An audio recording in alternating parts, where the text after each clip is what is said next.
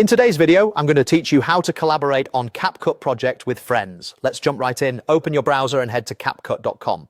Make sure you're signed into your account so you can access your workspace and shared tools.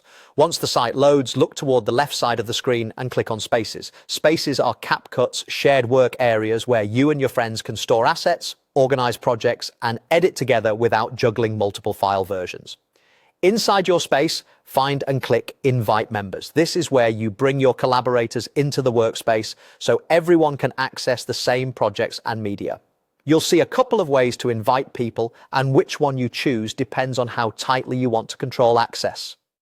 First, click Invite by Link. CapCut will generate a shareable link that you can send through your usual chat or messaging apps. This option is great when you need to get people in quickly. Just keep in mind that anyone with a link and a CapCut account can join according to the role you select, so share it only with people you trust. Next, click Invite by Email.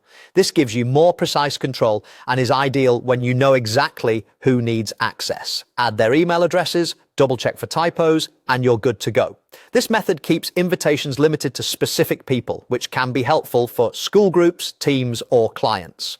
Before sending invites, look for the role setting that says Members Invited Above are Collaborator and select it. Collaborator is the safer default for most teammates. Collaborators can work on projects, upload assets, and help edit, which keeps your workflow efficient while preventing accidental changes to higher level settings. If you want someone to help manage the space, switch the role to Members Invited Above are Admin, then click Invite. Admins have expanded control, including managing members and settings, so reserve this role for people who truly need it. You can always adjust roles later if responsibilities change. That's it.